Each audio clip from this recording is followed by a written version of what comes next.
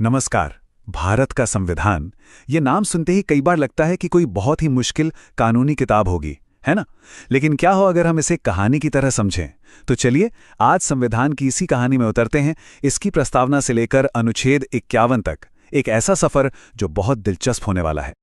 तो सबसे पहले दिमाग से ये बात निकाल देते हैं कि ये सिर्फ कानूनों की एक मोटी सी किताब है जिसे रटना पड़ता है। नहीं, बिल्कुल नहीं। ये उससे कहीं ज्यादा, कहीं बढ़कर है। असल में ये हमारे देश का एक रोड मैप है, एक नक्शा जो ये बताता है कि देश किस रास्ते पर आगे बढ़ेगा, यहाँ रहने वालों को क्या अधिकार मिलेंगे और सरकार की क्या जिम्मेदारियां होंगी। तो चलिए इस रोड मैप को बढ़ना शुरू करते हैं।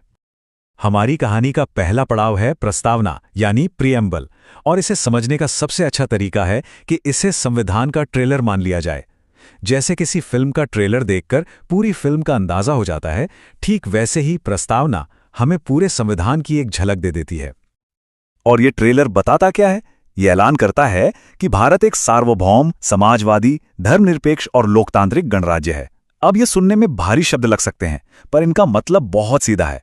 सार्वभौम मतलब हम अपने फैसले खुद लेंगे। समाजवादी मतलब सबका साथ, सबका विकास। धर्मनिरपेक्ष यानी हर धर्म बराबर है। और लोकतांत्रिक मतलब हम ही अपनी सरकार चुनेंगे। इसको एक और मजेदार तरीके से समझते हैं। सोचिए, जैसे किसी घर के बाहर लगी नेम प्लेट से पता चलता है कि वो घर किसका है, उसमें कौन रहता है, ठीक वैसे ही प्रस्तावना हमारे देश भारत की पहचान कराती है। ये हमारे देश का पहचान पत्र है। अच्छा, ट्रेलर तो देख लिया, अब कहानी के पहले चैप्टर पर आते हैं। अनुच्छेद 1 ये हमें बताता है कि ये घर यानी भारत असल में दिखता कैसा है, इसका ढांचा क्या है। अनुच्छेद 1 बहुत साफ साफ कहता है, इंडिया यानी भारत राज्यों का एक संघ होगा। बस ये एक लाइन हमारे देश के दो आधिकारिक नाम भी बताती है और ये भी कि देश की बनावट कैसी है। अब ये राज्यों का संघ क्या है, इसको समझने का सबसे आसान तरीका है भारत को एक बहुत बड़ा घर मान लीजिए, और जितने भी राज्य हैं वो सब इसके अलग अलग कमरे हैं, और इन सभी कमरों को मिलाकर ही तो ये घर पूरा होता है। तो ठीक है, घर की बनावट तो समझ आ गई। अब बात करते हैं इस घर में रहने वालों की, यानी हम नागरिकों की और हमारे अधिकारों की। कहानी का ये हिस्सा है अनुच्छेद 14 से 20, जो समानता और स्वतंत्रता की नींव रखता है। अनुच्छेद 14 से 18 हमें देते हैं समानता का अधिकार, जिसका सीधा सा सिंपल सा मतलब है कोई वीआईपी ट्रीटमेंट नहीं। कानून के सामने सब बराबर हैं, चाहे कोई कितना भी अमीर हो, गरीब हो या किसी भी पद पर हो, सब एक समान हैं।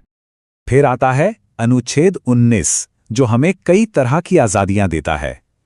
अपनी बात कहने की आज़ादी, कुछ लिखने की आज़ादी, देश में कहीं भी आने जाने की आज़ादी और शांति से अपनी बात रखने के लिए इकट्ठा होने की आज़ादी। लेकिन यहां एक बहुत ज़रूरी बात है, ये आज़ादी बिना ब्रेक वाली बाइक नहीं है कि जैसे मर्जी चला दी। इस पर जिम्मेदारी के ब्रेक लगे हैं। हमारी आज़ादी वहां तक है जहां से किसी और के अधिकारों या देश की सुरक्षा को कोई खतरा ना हो। और हां, अनुच्छेद 20 एक बहुत बड़ी सुरक्षा देता है। ये कहता है कि किसी भी इंसान को एक ही जुर्म के लिए 2 बार सजा नहीं मिल सकती। ये इंसाफ का एक बहुत ही बुनियादी सिद्धांत है। समानता और आज़ादी के बाद कहानी अब और भी गहरे अधिकारों की तरफ बढ़ती है। अब बात होगी जीने के अधिकार की, शिक्षा की और अपनी आस्था को मानने की। ये सब हमें मिलते हैं अनुच्छेद 21 से 30 के बीच। अनुच्छेद 21 यानी जीने का अधिकार, इसे तो संविधान की आत्मा भी कहा जाता है। और मजे की बात यह है कि सुप्रीम कोर्ट ने समय के साथ इसके मायने बहुत बड़े कर दिए हैं। पहले इसका मतलब था सिर्फ जिंदा रहना, फिर हुआ सम्मान के साथ जीना, और आज इसमें साफ हवा, सुरक्षित सड़कें और न्याय पाने का हक भी शामिल है। और जीने के अधिकार से ही सीधे सीधे जुड़ा है अनुच्छेद 21A यानी शिक्षा का अधिकार। ये पक्का करता है कि 6 से 14 साल के हर बच्चे को मुफ्त शिक्षा मिले। आखिर अच्छी शिक्षा के बिना सम्मान की जिंदगी कैसे मिलेगी?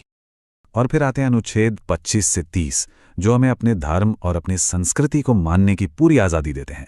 मतलब कोई किस पे विश्वास करता है, कैसे पूजा पाठ करता है, ये पूरी तरह से उसका अपना फैसला है। तो नागरिकों के अधिकार तो हो गए। अब हमारे रोड मैप का वो हिस्सा आता है जो सरकार को रास्ता दिखाता है। यह है अनुच्छेद 36 से 51 तक, जिन्हें राज्य के नीति निदेशक तत्व कहते हैं, या आसान भाषा में कहें तो ये सरकार की टू डू लिस्ट है। तो ये नीति निर्देशक तत्व हैं क्या? असल में ये सरकार के लिए एक नैतिक गाइडबुक की तरह हैं। एक लिस्ट जो सरकार को बताती है कि एक अच्छा और न्याय वाला समाज बनाने के लिए उसे क्या-क्या काम करने चाहिए।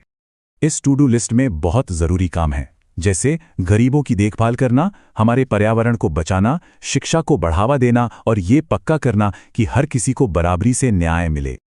हमारी कहानी के आखिरी पड़ाव पर संविधान का नजरिया भारत की सीमाओं से भी आगे जाकर पूरी दुनिया को देखता है। अनुच्छेद 51 ये भारत की सोच को दिखाता है कि वो दुनिया में शांति कैसे चाहता है। ये अनुच्छेद वसुधैव कुटुंबकम की हमारी पुरानी सोच को ही आगे बढ़ाता है। इसका मतलब है पूरी दुनिया एक परिवार है और ये भारत को निर्देश देता है कि वो हमेशा अंतर्राष्ट्रीय शांति और सुरक्षा को बढ़ावा दे। तो प्रस्तावना के ट्रेलर से लेकर अनुच्छेद 51 तक का ये सफर हमें एक बात सिखाता है। ये संविधान सिर्फ कानूनों का एक दस्तावेज नहीं है, ये एक बेहतर नागरिक बनने का भी रोड मैप है। संविधान हमें अधिकार देता है, ये तो ठीक है, लेकिन एक बेहतर नागरिक बनना और इस देश को बेहतर बनाना, ये जिम्मेदारी किसकी है? इस सवाल का जवाब हम सबके पास है।